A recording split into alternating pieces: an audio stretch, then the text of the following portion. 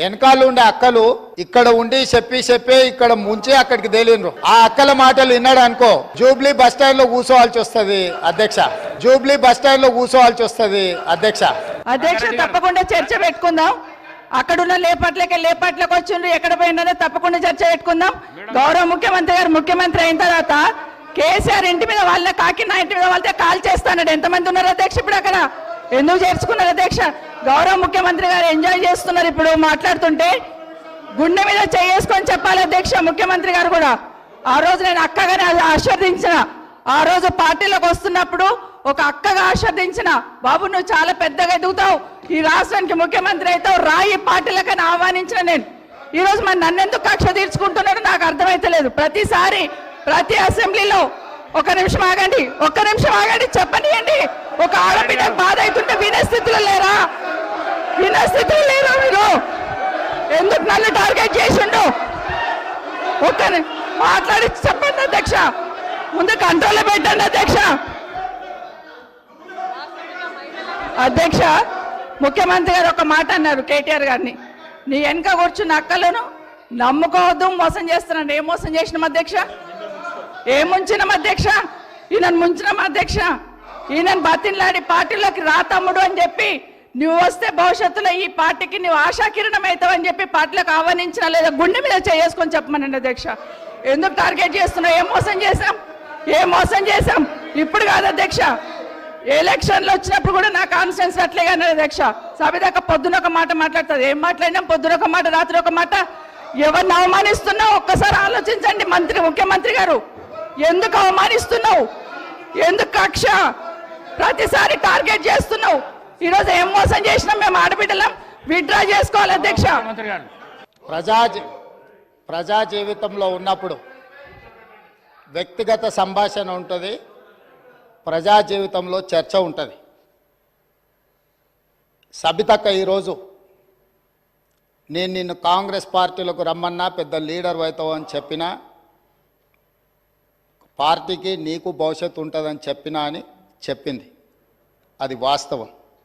కానీ ఇంకొక విషయం, ఇది మా ఇద్దరి మధ్యలో వ్యక్తిగతంగా జరిగిన చర్చని ఈరోజు సబితక్క సభలో పెట్టింది కాబట్టి దీని కొనసాగింపుగా జరిగిన కొన్ని చర్చలు కూడా నేను సభలోనే చెప్పాలి.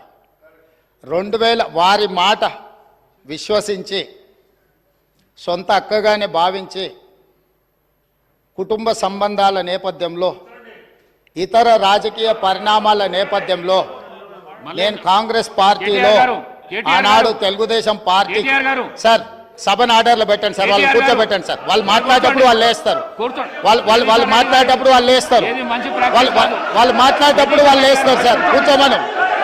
కూర్చోబెట్టిరు అధ్యక్ష, కూర్చోబెట్టిరు అధ్యక్ష వాళ్ళని. కౌశిక్ రెడ్డి గారు కూర్చోబెట్టిరు అధ్యక్ష. కూర్చోండి ప్లీజ్ మీరు కూర్చోండి.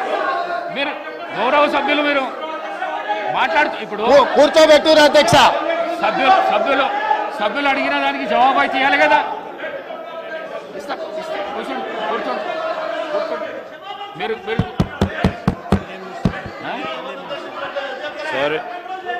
సార్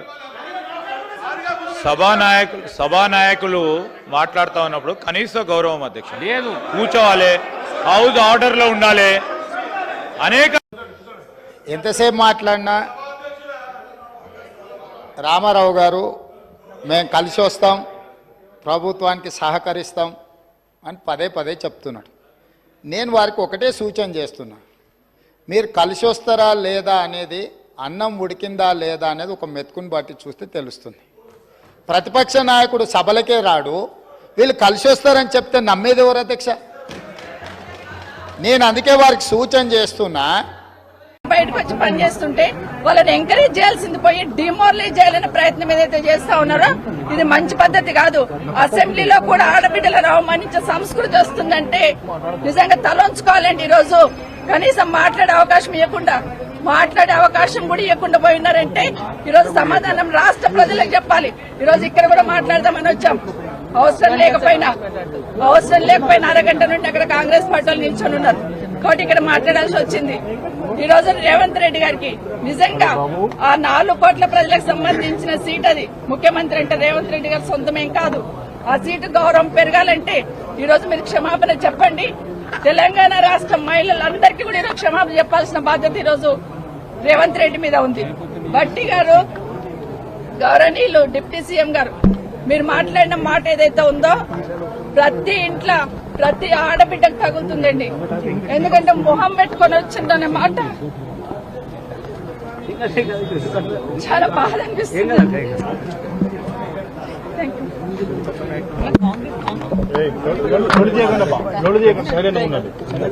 ఈరోజు నిజంగా అసెంబ్లీలో జరిగినటువంటి సంఘటన ఏదైతే ఉందో రాష్ట్ర మహిళలందరినీ కూడా అగౌరవపరిచే విధంగా ఉంది. మన రాష్ట్ర చరిత్రలో, అసెంబ్లీ చరిత్రలో ది బ్లాక్ డేగా మేము భావిస్తా ఉన్నాం. ఎందుకంటే ఇప్పుడే అక్క చెప్పినట్టుగా మహిళలుగా మేము ఎన్నో ఒడిదుడుకులు ఎదుర్కొని మా ఫ్యామిలీస్ ని వదిలేసి మేము రాజకీయంగా ముందుకు వస్తున్నటువంటి సమయంలో ఏ పార్టీలో అయితే ఉన్నామో ఆ పార్టీతో కమిట్మెంట్ తో పనిచేసి సిన్సియర్ గా పనిచేయడం జరిగింది. ఈ రోజు రేవంత్ రెడ్డి గారు గాని డిప్యూటీ సీఎం గారు గాని మాట్లాడినటువంటి మాటలు మమ్మల్ని అవమానపరిచే విధంగా, అగౌరవపరిచే విధంగా ఉంది. అంటే ఇప్పుడు అక్క చెప్పినట్టుగా కేవలం మమ్మల్నే కాదు, ఈ రోజు రాష్ట్రంలో ఉన్నటువంటి మహిళలందరినీ కూడా అగౌరవపరిచినట్టే లెక్క. చేసిన తప్పును కనీసం క్షమాపణ చెప్పైనా మరి సారీ చెప్తారేమో అని చెప్పేసి మాకు మైక్ ఇవ్వండి మేము మాట్లాడతామని చెప్పేసి అంటే మాకు మైక్ కూడా ఇవ్వకుండా అక్కడ కూడా మా గొంతులు నొక్కేయడం జరిగింది. నిజంగా చాలా బాధాకరమైనటువంటి విషయం. 20-25 సంవత్సరాలు నేను గాని అక్క గాని పార్టీలో మరి పనిచేయడం జరిగింది. అధికారంలో ఉన్నా లేకున్నా జెండాను మోసి కార్యకర్తలను కాపాడుకుంటూ ఇక్కడ దాకా వచ్చినాం. ఈ రోజు ఎవరు అడుగుతున్నారు మమ్మల్ని పార్టీ చేంజ్ అయినామని? మీరే పార్టీలోకి వెళ్ళి వచ్చిందని చెప్పేసి మేము అడుగుతా ఉన్నాం. దొంగలే మరి దొంగ అన్నట్టుగా, మరి అదే విధంగా దెయ్యాలు వేదాలు వలుకుతున్నట్టుగా ఉంది. మీరు పార్టీ మారేటట్టుగా చేసినటువంటి వాళ్ళందరినీ కూడా పక్కన కూర్చోబెట్టుకొని ఈ రోజు మీరు మాట్లాడుతుంటే నిజంగా మరి రాష్ట్ర ప్రజలందరూ కూడా చూడడం జరుగుతోంది. అప్పుడున్నటువంటి పరిస్థితుల్ని బట్టి మా హ్యూమిలేషన్ మహిళలుగా నన్ను గాని అక్కని గాని చాలా హ్యూమిలేట్ చేయడం జరిగింది. డీకే అన్న గాని మరి చాలా హ్యూమిలేట్ చేసి పార్టీలో నుంచి పంపించింది మీరు కాదా అని చెప్పేసి అడుగుతున్నారు. ఈ రోజు మళ్ళీ మీరే మాట్లాడుతున్నారు. నిజంగా అక్క చెప్పినట్టుగా చాలా బాధాకరమైనటువంటి విషయం. మా కుటుంబాలన్నీ కూడా రాజకీయ చరిత్రగా ఉన్నటువంటి కుటుంబాలు. మరి మేము అనుకోని పరిస్థితుల్లో రాజకీయాలకు రావడం జరిగింది. నేను ఒక 3 నెలల ముందు వచ్చిన తర్వాత అక్క వచ్చింది. అయినా కూడా అప్పటి నుంచి సిన్సియర్ గా పార్టీకి పనిచేసినాం. ఇక్కడ కూడా కేసీఆర్ గారి నాయకత్వంలో పనిచేస్తా ఉన్నాం. వాళ్ళు ఏంటంటే ఈ రోజు మరి కావాలని మమ్మల్ని మరి డిమోరలైజ్ చేయాలని, ఎందుకంటే మేము ఏదో ఒకటి మాట్లాడుతూ ఉంటాం. ప్రభుత్వ పరంగా ఉన్నటువంటి తప్పులను ఎత్తడానికి మేమిద్దరం మాట్లాడుతూ ఉన్నాం. కేటీఆర్ గారు మాట్లాడుతున్నటువంటి సమయంలో మేము శ్రద్దగా వింటా ఉన్నాం. ఎందుకంటే వారు చెప్పినటువంటి మాటలు ఏవైతే ఉన్నాయో జూనియర్ శాసనసభ్యులకు ఇది బాగా తెలిసొచ్చే విధంగా ఉండాలని వారు చెప్తున్నటువంటి విషయం. అప్పులు లేవు, ఈ రోజు మిగులు బడ్జెట్ ఉందని చెప్తున్నటువంటి విషయంలో మేము వింటా ఉన్నటువంటి సమయంలో మరి కేటీఆర్ గారు మాట్లాడిన విషయం బాగా ప్రజల్లోకి వెళ్తుందని ఒక ఆలోచనతో మమ్మల్ని కామెంట్ చేయాలని చెప్పేసి కామెంట్ చేయడం నిజంగా బాధాకరమైనటువంటి విషయం. ఆ రోజు ద్రౌపదికి అవమానం జరిగితే నిండి సభలో, ఈ సభలో మరి మహిళలుగా మాకే కాదు రాష్ట్రంలో ఉన్నటువంటి మహిళలందరూ కూడా అవమానపరిచిందిగా మేము భావిస్తా ఉన్నాం.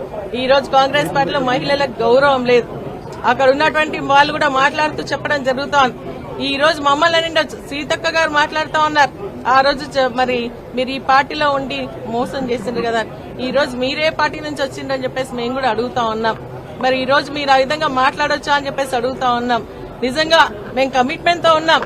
ఈ రోజు కేసీఆర్ గారి నాయకత్వంలో ప్రజలకు సంబంధించినటువంటి అంశాలన్నీ కూడా మేము నెరవేర్చాలన్న ఒక ఆలోచనతో వారి నాయకత్వంలో పనిచేసినటువంటి సమయంలో మమ్మల్ని ఈ విధంగా మాట్లాడి అవమానపరచడం ఇది మమ్మల్ని కాదు రాష్ట్ర ప్రజానీకానికి అవమానకరం అని చెప్పేసి కూడా మేము భావిస్తూ రేపైన ముఖ్యమంత్రి గారు, డిప్యూటీ ముఖ్యమంత్రి గారు మీరు ఆలోచన చేయండి.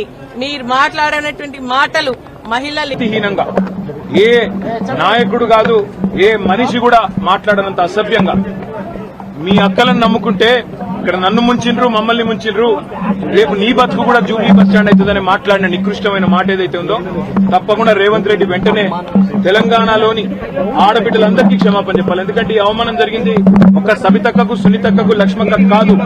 ఈ అవమానం జరిగింది తెలంగాణలోని ఆడబిడ్డలందరికీ. మహిళల్ని నమ్ముకుంటే నట్టేట మునుగుతారన్నట్టు, మహిళా తల్లుల్ని నమ్ముకుంటే బతుకు బస్టాండ్ అవుతుంది అన్నట్టు ముఖ్యమంత్రి మాట్లాడిన మాట ఏదైతే ఉందో నిజంగా కూడా హేయం, శోచనీయం, నిజంగా ఒక ముఖ్యమంత్రి స్థాయికి తగని మాట. ఇలా నిజంగా ఈ ముఖ్యమంత్రి అన్ఫిట్ ముఖ్యమంత్రి, ఆ పదవిలో కూర్చోవడానికి తగని ముఖ్యమంత్రి. మహిళల్ని అవమానించి కూడా అప్పుడప్పుడు నోరు జారినా సంస్కారం ఉన్న వాళ్ళు ఏం చేస్తారు, అవసరమైతే నేను వెనక్కి తీసుకుంటున్నాను విచారం వ్యక్తం చేస్తారు. ఇంత అహంకారం, ఇంత కండకావరంతో ఈరోజు ఆడబిడ్డల్ని వారిని అవమానించిన ముఖ్యమంత్రికి తప్పకుండా తెలంగాణ ఆడబిడ్డల ఉసురు తాకుతుంది. ఈ వైఖరి మార్చుకో, పద్ధతి మార్చుకో. వారు అక్క సునీతక్క గాని, సబితక్క గాని, లక్ష్మక్క గాని స్వంతంగా కష్టపడి ప్రజల్లో తిరిగి పరపతితో ఇవాళ 5 సార్లు 6 సార్లు గెలిచొచ్చిన వాళ్ళు.